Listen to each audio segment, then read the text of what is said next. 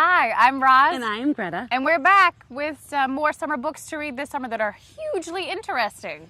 Part two. Part two. First, to start us off, is Miracle Man by William R. Leibowitz. And this is a nice little journey. There's also a website called miraclemanbook.com that you can check out. They have a YouTube and a Facebook as well that are linked there. But we follow our superhero, Robert, through life, basically. And he is human, but he is genius. Okay? He has some powers that not all humans are equipped with. And he is confident in them. But there are a few corporate greedy people and an obsessive lawmaker who really want to take him down. They really want to exploit him as a fraud.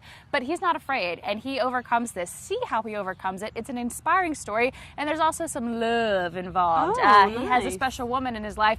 But how does a human who has superpowers have love in his life? You got to check it out. Miracle Man by William R. Leibowitz. Another one about someone with special powers is I Can See You by Joss Landry. And this is actually a story of a clairvoyant child. So she also has special powers. She's inherited these from her grandmother, but her grandmother has warned her that it's just going to mess up her life, and so she should try to hide these abilities. But she's living in a town that is haunted by a serial killer. He's abducting children, and her clairvoyant abilities allow her to see what is happening and who is involved. And so she's sort of challenged to use her abilities rather than hide them. And because of that, she accomplishes great things and really saves her family, her friends, her town in this sort of exciting tale of child abduction. It's a really haunting story. Again, good for summer. Can See You by Joss Landry. Well, speaking of haunting, we're going back to the past in Finding Billy Battles, An Account of Peril, Transgression, and Redemption by Ronald E. Yates. We go back to Kansas, 1860, and Billy, he's born off of the Santa Fe Trail. So it's really a long time ago, and we see how he deals with life in history, and we see the different things that he goes through. Well, 100 years later, his great-grandson actually finds a few of his letters, a few of things that he put in a trunk, a couple of trunks. So that time capsule. Exactly, yeah. And so he sees this life played out through these different objects that are left and letters that have been written. And we see it through someone else's eyes, which I think is great. So you can see the many different things about Billy. He was haunted, he was hunted, many different things about his life. So check it out. Check out Finding Billy Battles, An Account of Peril, Transgression, and Redemption. And if you have a young reader who's interested in traveling back in time, historic tales, we have Time Taxi, Back to the Beginning by Bruce Boyce. And this is the first in a series where these contemporary kids, a brother and sister who have all the contemporary things to entertain one, iPads and all that, but they're bored. So they go back in time on a cosmic adventure. And this one, they go back to ancient history. This is a story where they meet cavemen and dinosaurs, and they learn about evolution. Great colorful illustrations, and available for only 99 cents on Amazon. You can't beat that. Very good. I like it. And a couple of years later after that, we'll have Zack's Choice by Harry E. Gilleland Jr. Check it out, because Zack, he is in pre-law at Yale. His mother's a lawyer, dad's a federal judge. His girlfriend is in pre-law as well. He's got his life planned out for him, but he decides to break the mold because he wants to go on a journey. He wants, the summer before his senior year at Yale, he likes to go on a motorcycle trip across the South by himself.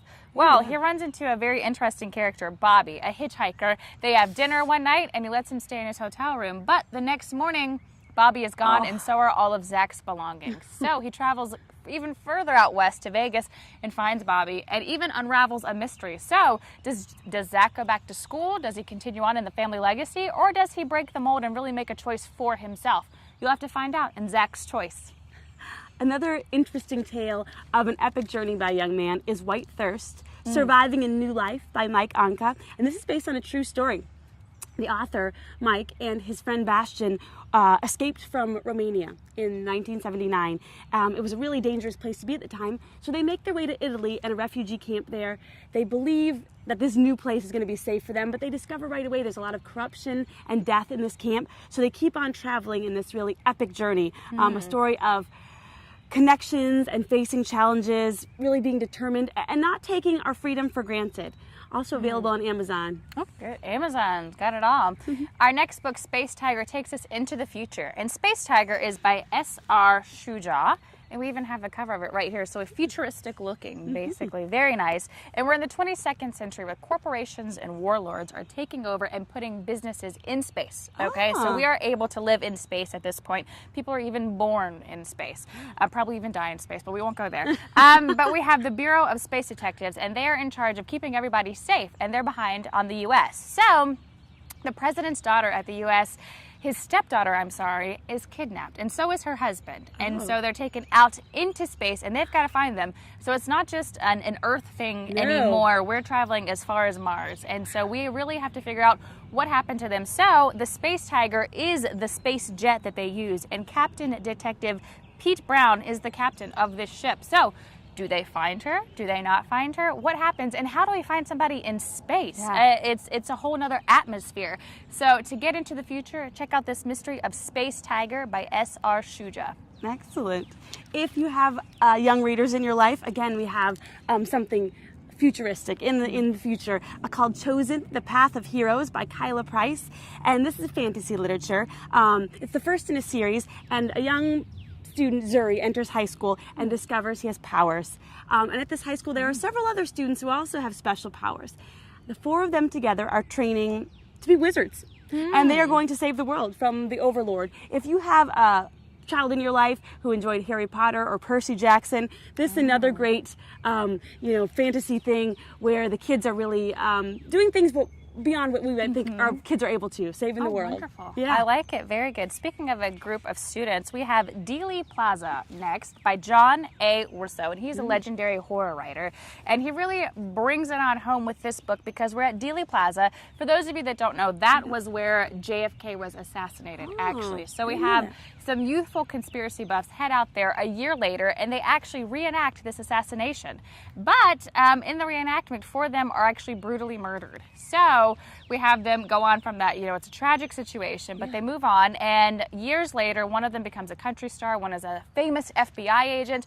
We have lots of huge icons in American culture from this group of people that survived, and they head back to Dealey Plaza years later, but someone is still trying to get them. So will they be killed? Will they survive? What's going to happen? And why is someone trying to do this? And we go back to all of our conspiracy buffs and finding out those mysteries. So if you want a good mystery and you're looking at history, check out Dealey Plaza by John A. Russo.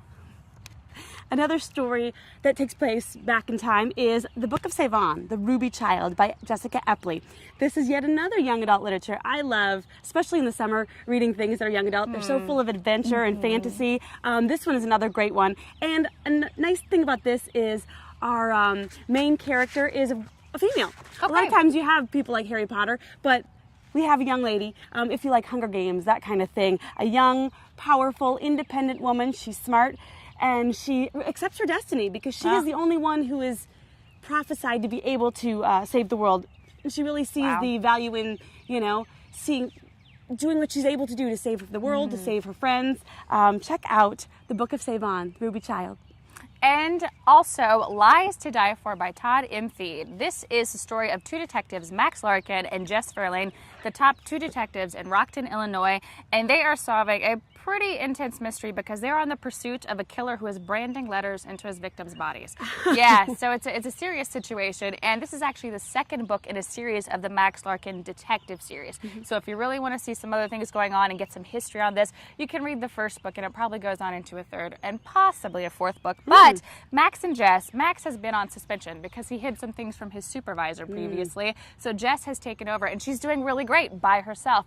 But they bring Max in because this is a tough killer to find. So will they work together? Will they not work together? Will they want power over finding peace in a town when that town needs them? You'll have to read Lies to Die For by Todd M. Thiede to figure it out. And Unplayable Lie, yet another story about lies by David Myles Robinson. This is a story of Eddie, and Eddie starts golfing, basically just for something to do with his father, a way to bond with his parents. But he turns out to be really talented at it and ends up on the PGA Tour, which seems like it would be the end of any golf story. But actually, it's just the beginning for Eddie. While he's on this tour, he witnesses a high-profile murder. So he's forced into hiding. This story follows him through Belize and Mexico and the Dominican Republic. It's really a coming-of-age story and gives us a thought about dealing with tragedy. He loses his father along the way, and really the influence of parents on our identity.